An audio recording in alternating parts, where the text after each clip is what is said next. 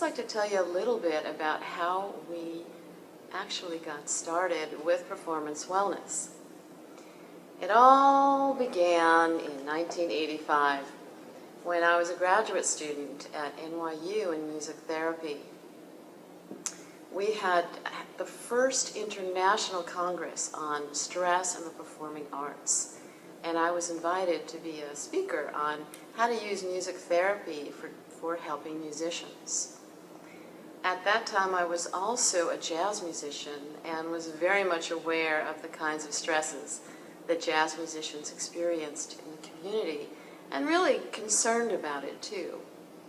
At the conference, I learned that it wasn't just jazz musicians who had stress-related issues, but musicians from all walks of life, particularly classical musicians. And I was absolutely horrified to see the kinds of injuries and addictions and other kinds of stress-related disorders that musicians experienced. Being a music therapist and seeing music as a healing art, how could it be that the actual practitioner of music was suffering? It didn't make sense to me. So at that point, I became very, very motivated to want to help musicians in preventing and treating the kinds of disorders that they suffered. I wrote a grant to see if I could get some research money to look at what the issues are and to try to find a way of helping them through a music therapy approach. I was very, very fortunate to receive significant funding to do a whole research program on music therapy for musicians at NYU. And over a 3-year period, I was able to develop an intervention that was clinically proven to help musicians to overcome anxiety and other kinds of stress-related disorders, and also to improve their musicality. This study was then replicated with a whole other group of musicians, and we found that the results were stable. We were able to really help musicians to get back to their original joy of playing music and to play with confidence and joy.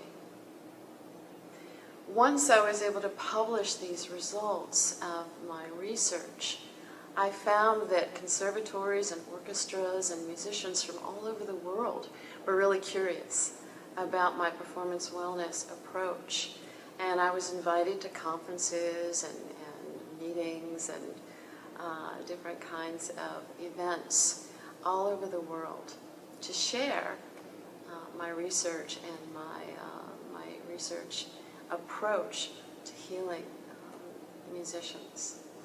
And at that point, I decided that I really couldn't do all of it on my own, and I developed a 3-level certificate training program in performance wellness and began training teachers and music therapists and other clinicians around the world in the performance wellness approach so that they can then share the approach with their students and their clients and other people that were working with performers.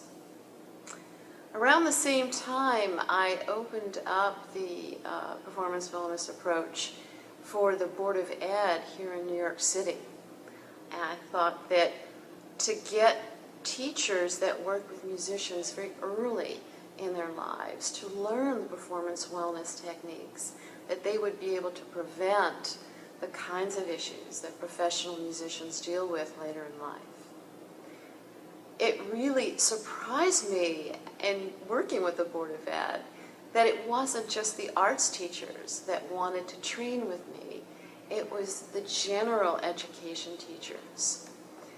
They shared with me that being a teacher in itself was very stressful, and also that their students every day were grappling with stress-related issues. So at that point, I realized that performance wellness was not just for the performer on stage. it was for people that perform from all walks of life. Teachers, lawyers, mothers, other kinds of performers, health professionals.